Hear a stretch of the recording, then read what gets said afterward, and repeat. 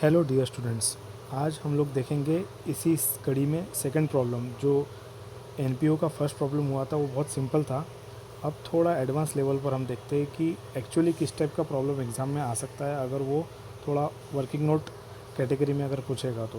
Prepare receipt and payment account of Azad club Raipur on 31/12/2012। 31 दिसंबर 2012 को and हो रहा है। रिसिप्ट एंड पेमेंट अकाउंट जैसे कि आखिरी दिन बनता है। फ्रॉम द फॉलोइंग इन्फॉर्मेशन, तो कुछ इस तरह से बैलेंसेस दिए हुए हैं। बैंक बैलेंस है 1 अप्रैल 2011 को, मतलब कि जब साल शुरू हुआ था, पिछले साल ओपनिंग जब था तो एक साल पहले ओपनिंग बैलेंस ₹6,000 था। अब आप लोगों को बेसिक आइडिया आ गया होगा कि ये बात कर रहा है टू बैलेंस बीडी की। मेंबरशिप फीस, अब सबसे इम्पोर्टेंट एडजस्टमेंट अगर कुछ है तो वो ये है, इसमें सबसे इम्पोर्टेंट एडजस्टमेंट यही है। Membership fee is to be collected from 9,000 members, sorry, ₹5 के हिसाब से @5 पर member. Out of it membership fee from 500 members is not collected. 9,000 member से एक्चुअली आपको पेमेंट होना था, मतलब मेंबरशिप फ़ीस होना था, ये आपकी इनकम है। बट एक्चुअली 500 लोगों ने नहीं दिए, मतलब 8,500 ने दे दिए। सीधा मतलब ये है, अगर आप 9,000 में से 500 माइनस करोगे तो 8,500 बचेगा during the year. And 100 members paid their fee for the coming year also. और 100 लोग ऐसे थे जिन्होंने अगले साल के लिए भी दे दिया, मतलब ये एडवांस रिसीव्ड है, इसको ऐड करना पड़ेगा। और ये जो 500 मेंबर्स का डेटा है इसको माइनस करना पड़ेगा। इसकी वर्किंग नोट मैं बना दूंगा। उसके बाद है सैलरी। अब ये एक्सपेंस है, यहाँ पर देखो सैलरी दिख रही है ₹1000 per month, but salary for the month of December 2012 is not paid. मतलब एक महीने की सैलरी नहीं मिली है, आपको 11 मंथ्स की सैलरी कैलकुलेट करनी है। जब भी आप लिखोगे वर्किंग नोट छोटी सी बना सकते हो। तो ऐसा सिंपल अगर कैलकुलेशन आता है तो आप प्रॉब्लम में ही वर्किंग नोट बना सकते हो। लेकिन अगर ऐसा बड़ा कैलकुलेशन आएगा जैसे ये वाला जो है, तो आपको अलग से वर्किंग नोट दिखाना चाहिए। बोर्ड एग्ज़ाम के पॉइंट ऑफ व्यू से मैं बता रहा हूँ आपको। रेंट देखिए 1200 पर मंथ के हिसाब से मार्च 2013 तक का पेमेंट है। मतलब 12 मंथ्स 2012 के 12 मंथ्स और 2013 के 3 मंथ्स, ऐसे टोटल कितने मंथ्स हुए? 15 मंथ्स का पेमेंट जो है इन्होंने पे किया है। तो एडवांस पेमेंट भी इसमें कवर होता है, इसलिए लिखना पड़ेगा। फर्नीचर एडवांस जो है पेमेंट किया है 8,000 का दिसंबर 2012 में, लेकिन फर्नीचर 2,000 का जो है वो मिला इनको। तो एक्चुअली आप लोग 8,000 को ही कवर करोगे, क्योंकि पेमेंट जितना हुआ उतना आपको लिखना होता है। जितना मिला जितना नहीं मिला ये सब नहीं देखा जाता, एक्चुअल पेमेंट कितने का हुआ ये देख लो बस। उसके बाद है general expenses. ₹3,000 out of it ₹500 is unpaid. General expenses 3,000 का पेमेंट हुआ है और ₹500 नहीं दिए, इसका मतलब ₹2,500 एडजस्टमेंट में आने वाले हैं, 500 माइनस होंगे। Investment bought at 5% government bond for 6,000। अब ये भी थोड़ा सा इम्पोर्टेंट है। यहाँ पर देखो ये 5% का कुछ भी नहीं करना है आपको, एक्चुअली आपको सिर्फ 6,000 को मेंशन करना है। तो ये बेसिक डिस्कशन कर ली अपन ने। अब आगे चलते हैं और आंसर देखते हैं जो मैंने ऑलरेडी बना लिया है। देखो रिसिप्ट एंड पेमेंट अकाउंट का कुछ ऐसा बनेगा फॉर्मेट। आज़ाद क्लब आपको टाइटल देना है ऊपर, for the year ended. Receipt and payment आपको बिल्कुल ऐसे ही ड्रॉ करना है जैसे मैंने किया है। डेबिट साइड में अगर देखो आप तो मैंने बैलेंस बीडी लिख दिया है 6,000। अब मेंबरशिप फ़ीस देखो बाहर 43,000 आया, ये कैसे आया होगा? ये जो 42,500 है ये मैंने वर्किंग नोट में बनाया, मैं आपको थोड़ी देर से दिखाता हूँ। और 500 मैंने ऐड किया हूँ। ये दोनों को जब आप ऐड करोगे तो ये जो वैल्यू है ये बाहर मिलेगी आपको 43,000। अब ये हो गई हमारी रिसिप्ट साइड। उसके बाद देखते हैं हम लोग सैलरी, मतलब कि क्रेडिट साइड में चलते हैं, पेमेंट साइड में। तो सैलरी 11 मंथ्स की पेमेंट कर दी इन्होंने, 1,000 के हिसाब से 11,000 आएगा।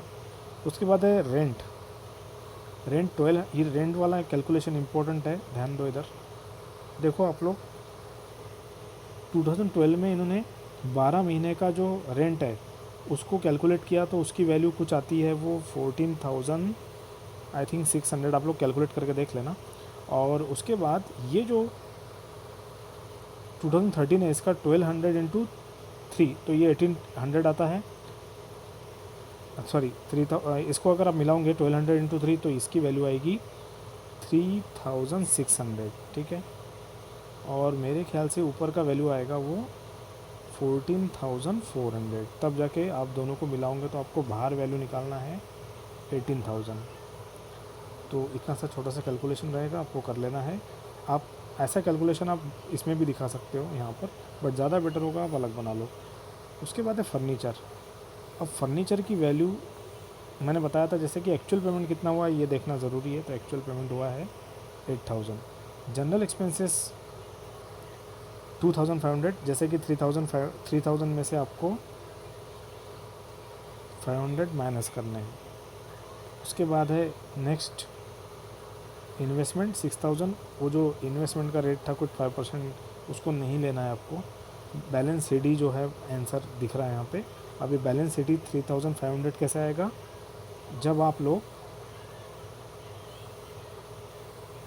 49,000, मतलब कि जो जिस साइड का टोटल ज़्यादा होता है, मैंने कल भी बताया था, जिस साइड का टोटल ज़्यादा होता है उसको डाउन में लिखते हैं, फिर उसको राइट हैंड साइड में लेके जाओ, और ये जो वैल्यूज है इसमें से माइनस करके यहाँ पर बाय बैलेंस सीडी आपको निकालना है, ठीक है। 3,500 जो कि यहाँ पे दिख रहा है, ये देखो। तो 3,500 कैसे आएगा, जब आप ये सारी वैल्यूज़ को ऐड कर लोगे, जितनी वैल्यूज़ हैं यहाँ पे मैंने ऑलरेडी कर लिया था। आप लोग एक बार स्क्रीनशॉट ले लो इसका प्रॉब्लम का, और आप लोग खुद करके देखो। जो क्वेश्चन है उसका स्क्रीनशॉट ले लो, इसका आप स्क्रीनशॉट ले लीजिए पहले तो, और उसके बाद आपको समझ में आएगा कि डेबिट में से क्रेडिट बैलेंस कितना आ रहा है, ठीक है। अभी मैंने यहाँ पर मेंशन नहीं किया हूँ।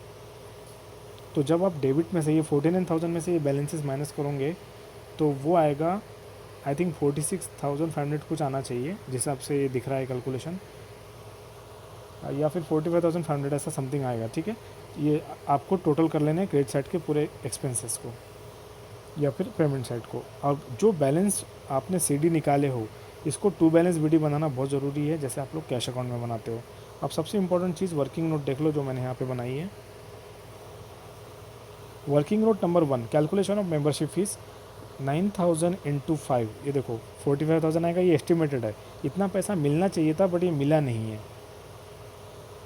फिर मिला कितना, मिला है हमको 42,500। वो कैसे पता चला, जब आप 500 इंटू 5 माइनस करें, मतलब आपने 500 मेंबर्स ऐसे जिन्होंने पैसे नहीं दिए, एक्चुअली 8,500 नहीं दिए, इसको आप इंटू 5 करेंगे तब भी आपका आंसर यही आएगा।